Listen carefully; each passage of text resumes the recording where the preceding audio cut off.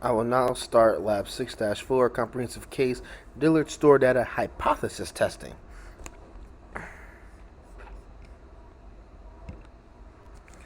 Right, so first thing, identify the questions. January returns are associated with Christmas. Most retail establishments have fairly generous return policies in case a gift received was the wrong size or just not the desired item. Do retail companies have the same generous policies throughout the year? And do customers take advantage of them throughout the year? Therefore, our specific question that we hope to test is whether a significant difference in the amount of returns in January compared to the rest of the year. So extract data from the SQL Server into Excel using get and transform functionality. Okay.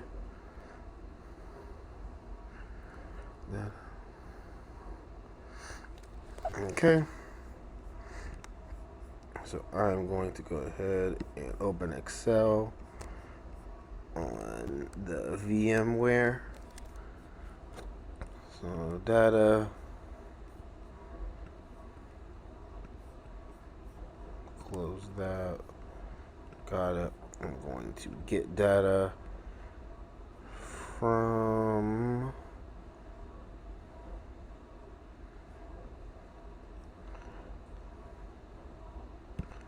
SQL Server database. My server is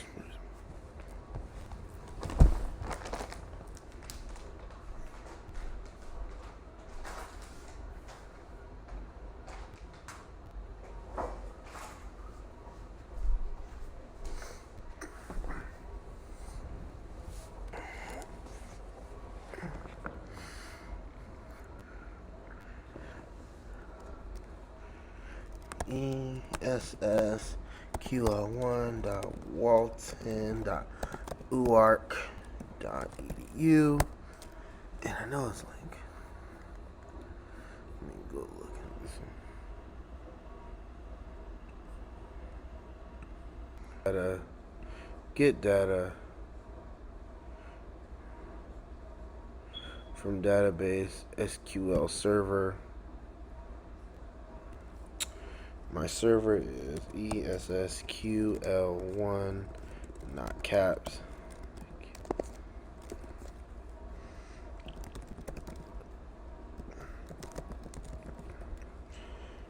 Let me see, it'll be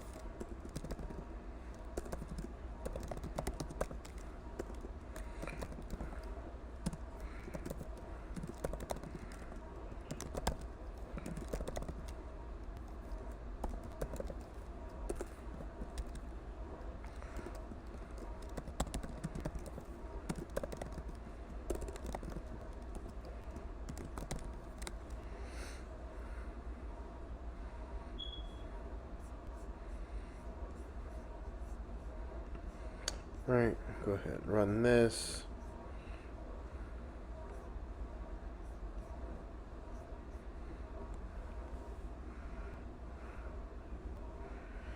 Day, transaction type, blah. So from the career tool, click tran type. Let's add the data. Alright, we're gonna click tran type.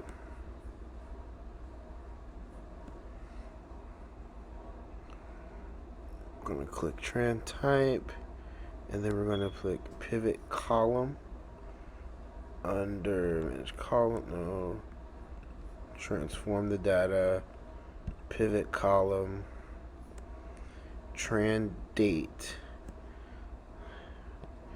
Instead of tran date, we're gonna do amount, and then we're gonna press OK.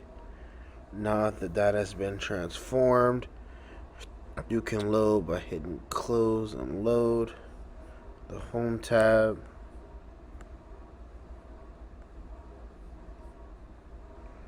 Back to home, close and load.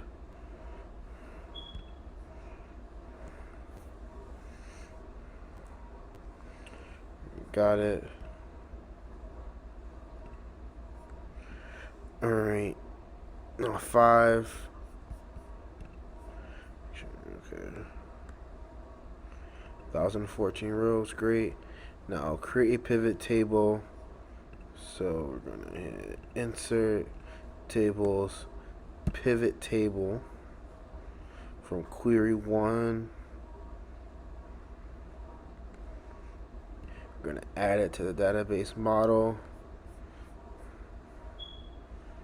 Query 1, add. So I click that and hit OK. Awesome, got it. Now we're going to create a measure, so we're going to go to Power Pivot, Measures, New Measure. For Query 1, Measure 1, we're going to change that name to R/P, and the formula is equals sum of Query 1 R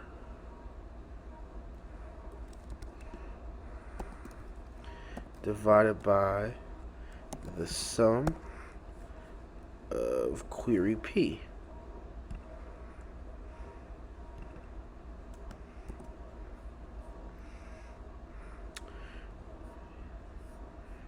Gonna leave it general. Okay. Now I've made my new measure. Now for the pivot table,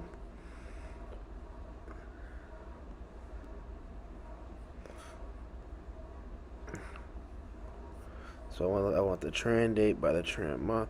So I've already got that in values. I'm going to do this. I want the month up here. I don't need the quarter, nor do I care for the year.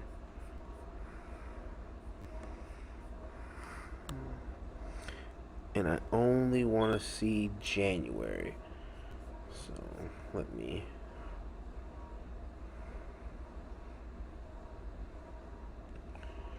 move this over.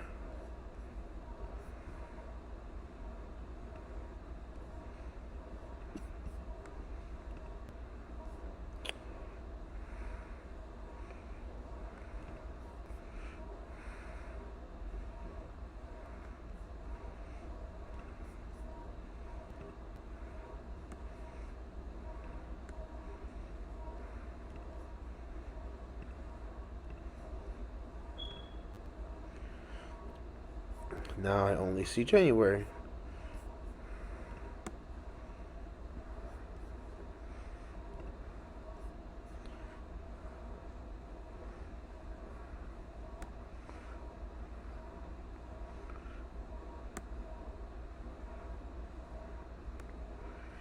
Okay, if it was provide data, select the entire pivot table, including filtered cells, and copy the selection.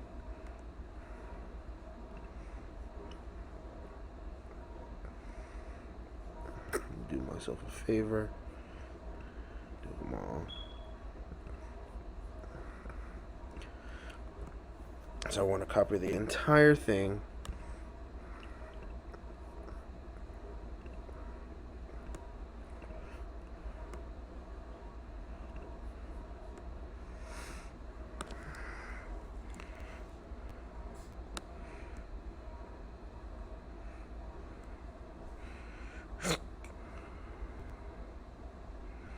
Copy the selection. So let's copy the entire.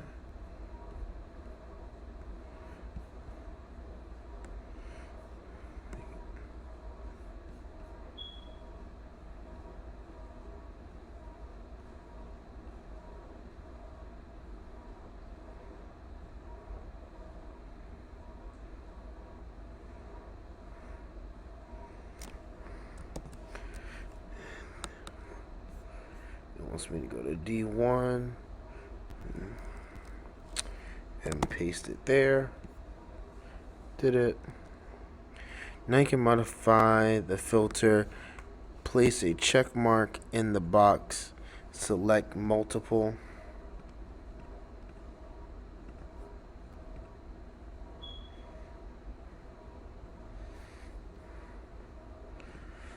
Got that.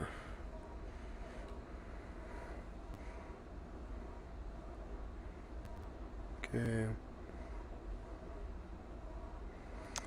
Alright, perform analysis of the data.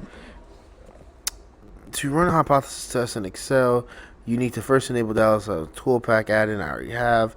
To do so, okay, click the data analysis button. So, data that I had. Let's go to the Dallas analysis tool pack. So add-ins to go. Okay, I put it right here and click that.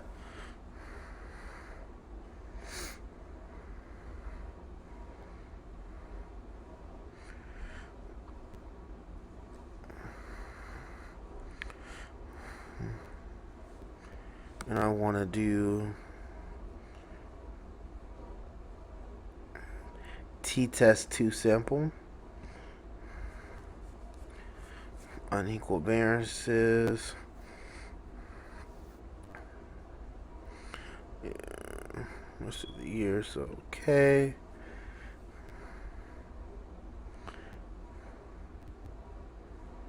Oh, okay, hold on. I want one for January, one for the rest of the year. So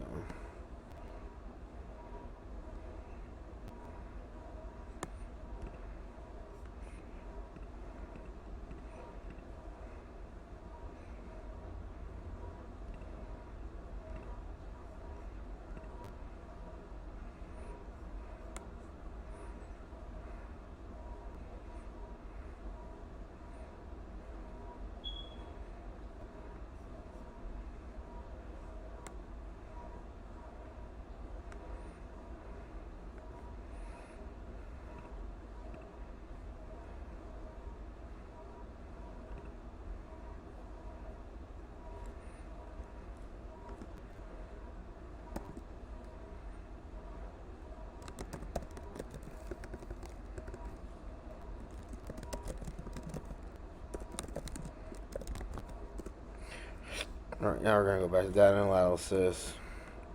Unequal variances. Variable range 1 will be my Januaries.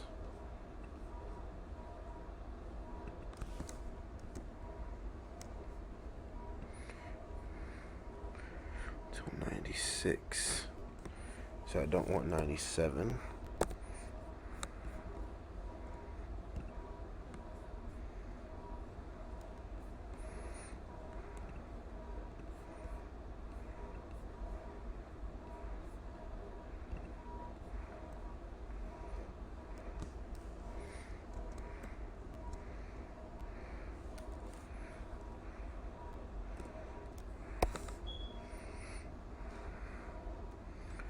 I want labels, new worksheet, press OK.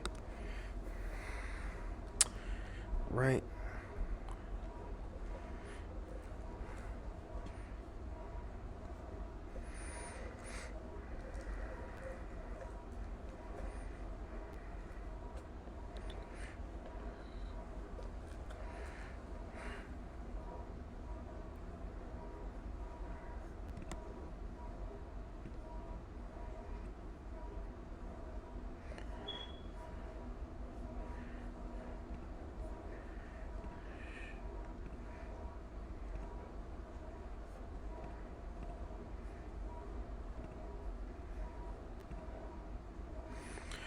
Are using the p-values or t-statistic and critical values, are the returns as percentages of the sales January greater than, less than, or the same as return as a percentage of sales for the rest of the year? Okay, so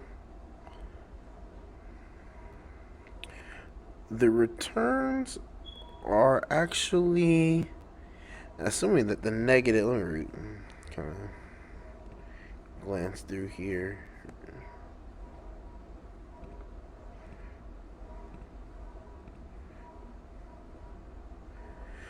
Okay, so returns are negatives, positives, so negative numbers. So if R divided by P is negative, that means I have more returns. So in January, there are more returns than the rest of the year. What can we conclude about returns? We can conclude that returns are generally close. There's only about zero point 0.6 on average, 6 cents difference between returns from January to the rest of the year. And what do you think most Christmas sales? Do you think most Christmas sales are returned in January, or do they occur, or do they also occur in early January? How would you modify your test to take this into account? To modify my test, I would have to do, instead of doing all of January, I would have to do January like 1st to the 15th, and then add the 16th through the end of January to the rest of the year test to see if it's only at the beginning of January. And honestly, I think if it has to do with Christmas, then it would be at the beginning of January then those returns would be very much higher. And then communicate insights and track outcomes. Do you think knowing the level of returns is important to management?